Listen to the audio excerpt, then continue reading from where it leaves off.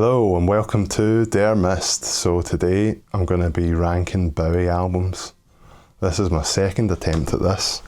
My camera overheated because I was talking for so long about it, so I'll try and make it quick. I absolutely love Bowie. Anyone that doesn't know, he's probably my favourite musical artist. I'm going to choose a top 5 purely because it makes it more interesting. I think the top 5 could be different on any day, but we'll start out with Scary Monsters. So Scary Monsters came out in 1980, I believe. What makes this album great is I think it made people reevaluate what they were doing musically, you know, the whole new romantic scene.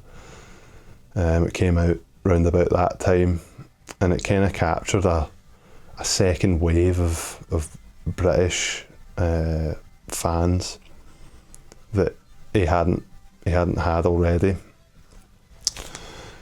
I think the persona that he had, the creepy clown Bowie, whatever he called that persona, I can't really remember.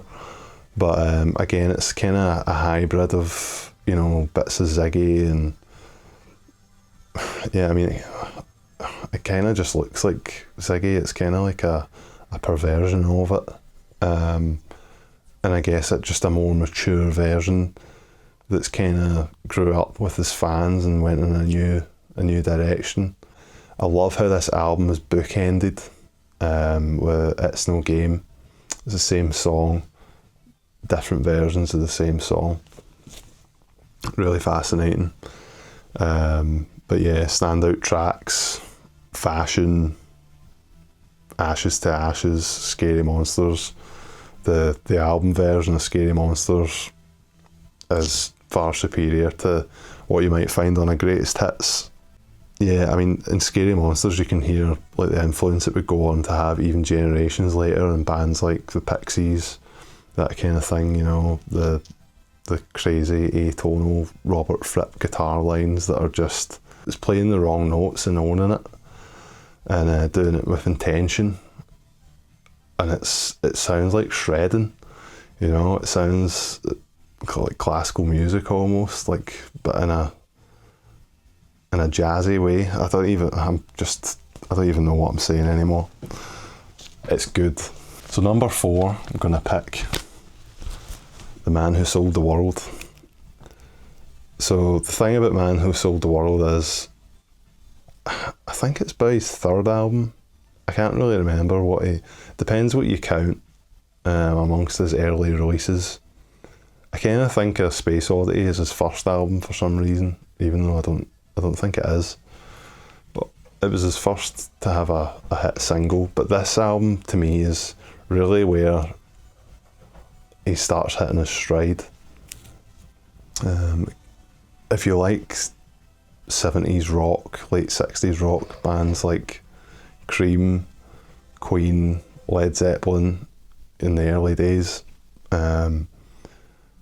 this is along those lines, and I feel like it kind of gets left to the side when, as an album especially, it's very strong. There's a lot of really, really good songs on this album, and if you're a fan of Mick Ronson and you've not delved into this album, you should really check it out.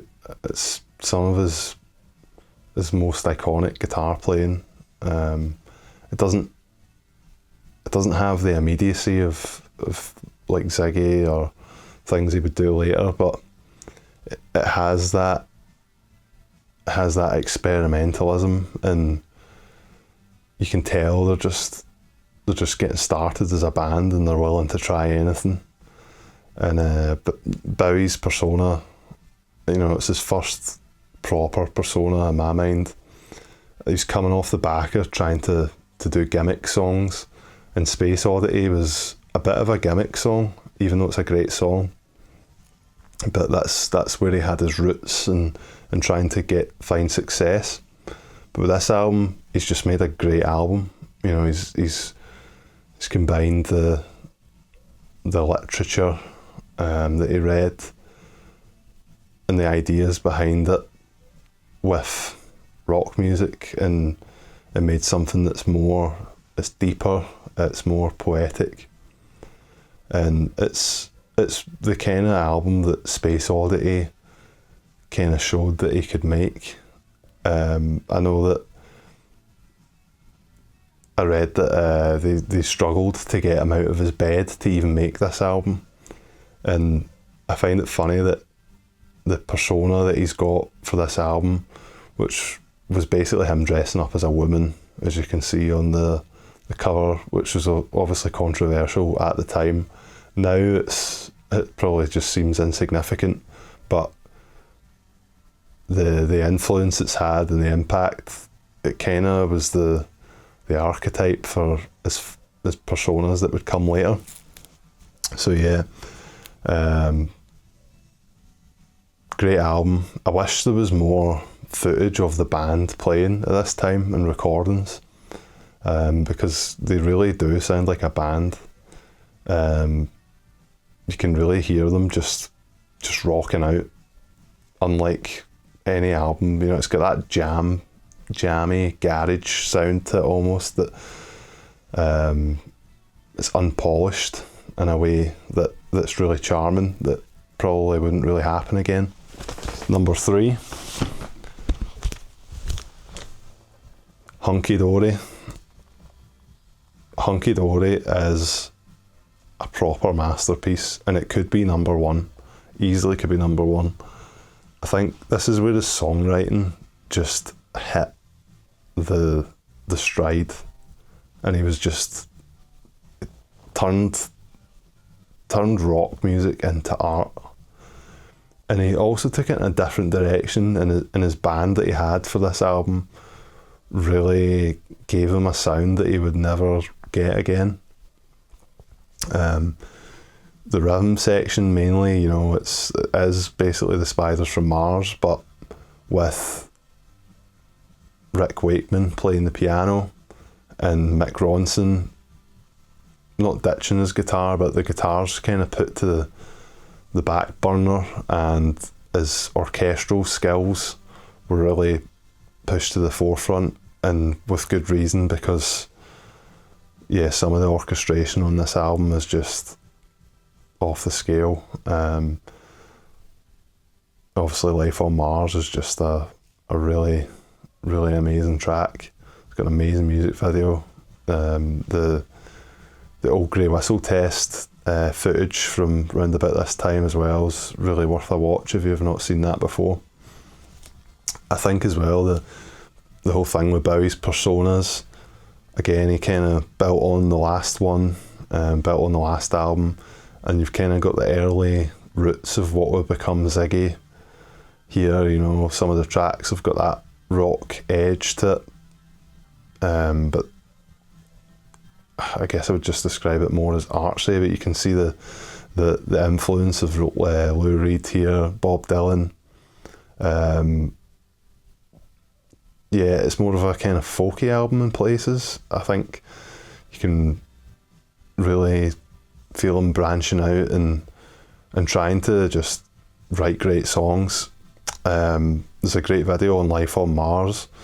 Famously, Bowie wrote, basically there was a French song, and the record company wanted to turn it into a hit in English and reimagine it, and Bowie submitted a version of the song, and it famously got rejected, and another guy submitted his version, which got accepted, which would go on to become Frank Sinatra's My Way. And to swerve away from that, Bowie would write Life on Mars using the same chord progression. There's some great videos on that subject if that interests you, if you want to hear it in more detail. It's fascinating. But yeah, just start to finish, it's really strong. I'd say this is the album that inspired me to learn the piano and learn more kind of to see music. Like before I learned the piano, the songs specifically on this album on the piano, I saw music as like you know, the scales and routines that I had at the time were quite defined. When I learned this on piano, it totally changed my guitar playing, and I would say to anyone that plays an instrument, you should try and learn the piano and learn. Rick Wakeman has that really classical training, and you can tell by the way the songs are written and the way they're performed. And obviously I'm not Rick Wakeman, but yeah, the way that he layers and builds the parts up on the piano really can teach you a lot about composition and how to use the instrument. You know, I before that I was playing the piano like a guitar. I would play the chords, you know, like on a guitar when you want to move a bar chord, you slide the same shape, you move it up. And I was doing that at piano. I'd learn a shape and I would play the shape at different places on the keyboard. But when you learn Rick Wakeman's style of piano, he doesn't move his hands as much. You know, he can just change his fingering positions to get different chords. And yeah, so absolutely incredible piano playing. Changes, any album that kicks off with changes, how can it be bad? So number 2, Ziggy Stardust and the Spiders from Mars. For many, it would be number 1. It could easily be my number 1. But I'm giving it number 2 in this scenario, just to keep things interesting. So yeah, for many it's the gateway drug, and if you've not listened to this album, you should just stop what you're doing right now and go and listen to it. This is a quintessential rock album. It just captures the fun of what he was doing, and it's got everything. You know, it's got the depth, it's got the playfulness, it's got the artiness, it's got the rock, like the rock of what he was doing before. It's got the novelty of what he was doing before. You know, listen to that song, I can't remember what it's called, but it's about buttons on his jacket. It's a gimmick song he wrote. I've got a little brass button, I can't even remember, but it's terrible. It really is. I love him, and it's funny, but it's terrible. And when you listen to this, you wonder, what a journey already. In the space of a few years, Bowie went on to get to this stage, and start to finish, this is just pure brilliant. It is just pure brilliance. Woody Woodsmansey, the beats are iconic as well. It cannot be understated. You know, 5 years, the drum beats instantly recognisable. And I find it interesting to start such a rock and fast-paced album with the slowest song. Really interesting choice to start the album, and it's a great song. It really is a great song. And to pick a highlight on this album is almost impossible. Famously, he would end the Spiders from Mars by playing Rock and Roll Suicide and then ditching his band when he'd had enough of the Ziggy persona. And again, the Ziggy persona really just building on, you know, I've put these albums almost chronological, so, you know, it's The Man Who Sold the World, Hunky Dory, and then this album. They're kind of iterative in terms of his persona, but it shows you the importance of the people he was surrounding himself with. And at this point, the Spiders from Mars as a band had been going for quite a while, and you can tell the songs are just tight, and I think it's a lot of songs that he probably had for a while, and they've just developed and stewed into something really quite magical. Mick Ronson's guitar playing, again, the guitar comes back as the main thing on this album, and his guitar playing, and it's just it's so melodic, and he serves the song so well. It can't be understated how much he made this album. You know, and the other Spiders from Mars as well are equally really good, but I just feel like Mick Ronson really shines here. How can I say something that's not already been said about the album? Truly one of the best, but not number one, not my favourite. I'm gonna say Low is my favourite. Those that like Low will obviously understand why I've picked this, but I will say it's not for everyone. But the reason I've picked this as number one is because I think it's the most honest that we've ever had Bowie, and it's the most realistic representation of the music actually representing him personally. So, you know, on the lead up to this album, he'd just done a movie, he'd just been touring America for years, and you know, he was a superstar.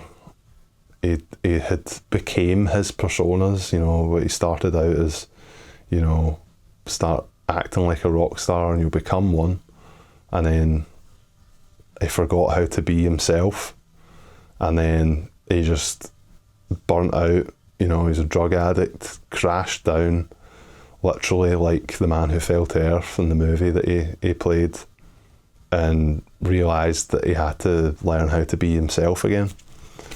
And there's not like one standout track really. I mean, Sound and Vision was obviously the single, and it does get radio play and stuff like that, but this album's just a vibe, and it's an album of very deliberately being two sides.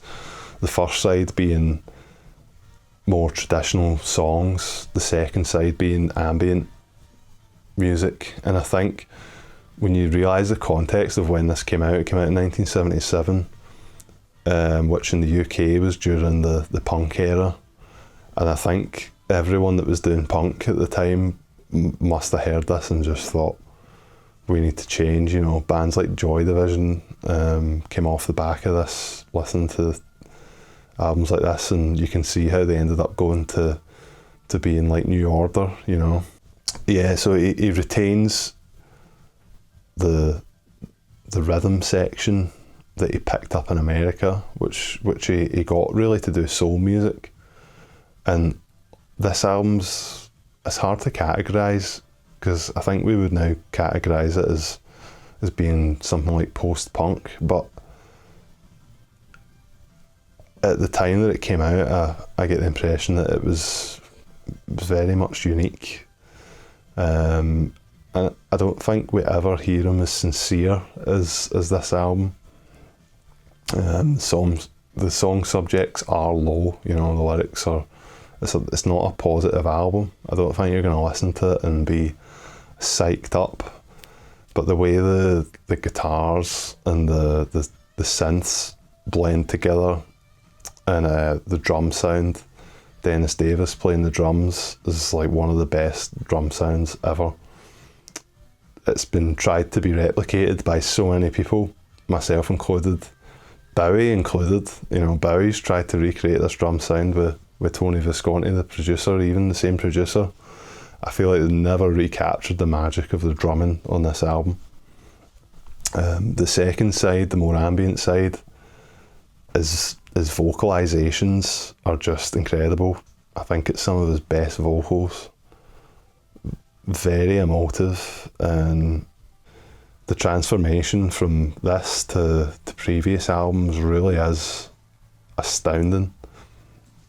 And it could be a toss-up between this and Heroes, but I feel like this one just it done it first, it done that sound first, and just really they caught something magical with this. So, like I said, it could have been any, but I'm going to talk about some honourable mentions quickly. So, Station to Station used to be my favourite at one time. It's the kind of funky album. It's got a couple of ballads on it. The first track's really experimental. It's even got a cover on it. But yeah, I'm just not feeling it these days. I think I maybe over-listened to it. And it's, as I've grew up, it's not had that longevity.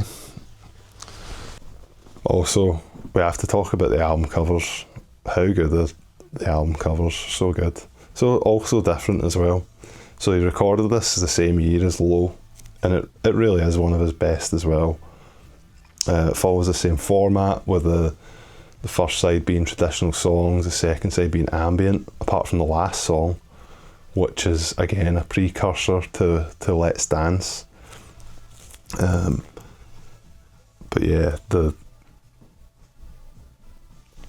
influence on this album is really tangible, and this album's really distorted, and I love the use of distortion on this album. Again, it goes without saying, if you've not listened to Heroes, if you listen to Low and you like Low, listen to Heroes. An album that I feel gets a lot of flack. Again, another good one, Let's Dance. He never recovered from this album. Him and Nile Rodgers made this together, and by all accounts, he handed the reins over to Nile Rodgers to just do what he was going to do and take his ideas into somewhere he would never take. And you've got to admire that trust to just let other people develop your art for you. But I feel like this album's kind of underrated in a lot of ways. Some of the kind of deeper cuts on it are really good. Love that song, Criminal World. Cat People, Putting Out Fires. If you're a Stevie Ray Vaughan fan, Stevie Ray Vaughan's guitar playing's all over this album. Apparently had to fight tooth and nail to get him on it, and then when Nile Rodgers actually got him in to record, he realised how talented Stevie Ray was with the guitar. And I'm a huge Stevie Ray fan, so what an amazing thing for the two of them to come together. It's just an all-star cast of a band as well. It's like Nile Rodgers trying to do some of the stuff that was on Scary Monsters, and it's so interesting to listen to. And I would be remiss if I didn't talk about Black Star. So fun story with Black Star. Maybe not fun, but amazing artwork, absolutely amazing.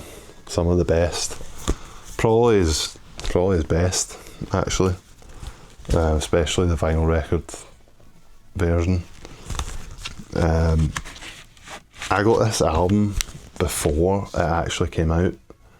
Had it pre-ordered on Amazon, and it came the Friday. The album came out on the Monday. I can't remember. People that remember Bowie's death, maybe I can't remember exactly what day he died. Was it maybe a Tuesday? I'm not sure. But the album, I got the album. He had like a day for it to be out, and then he died. Which is just crazy. And I remember the impact of him dying, and I had the privilege of listening to this pretty extensively before he died, and I had no idea.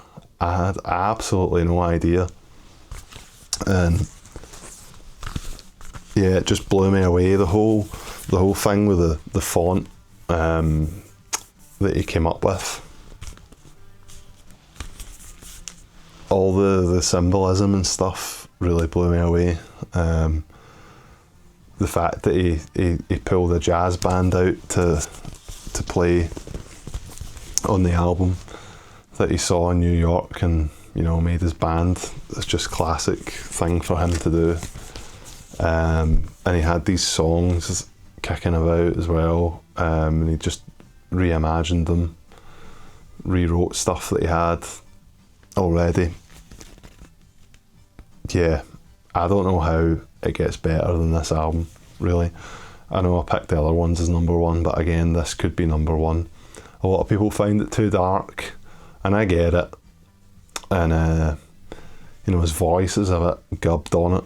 He doesn't sound his best, but there's just something about the album of someone that knows their fate, and again the culmination of all the stuff that he'd done before and stuff that he does on this is that he never quite done. He never managed to do.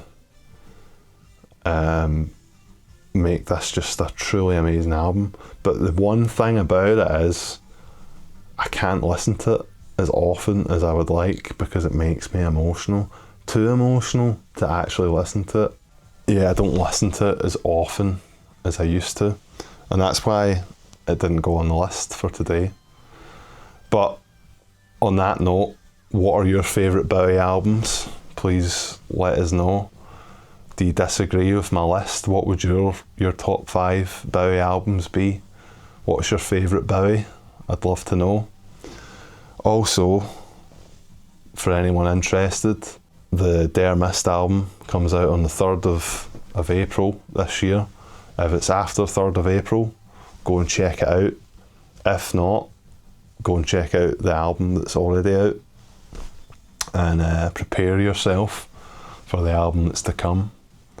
And I just want to say thanks for watching and goodbye.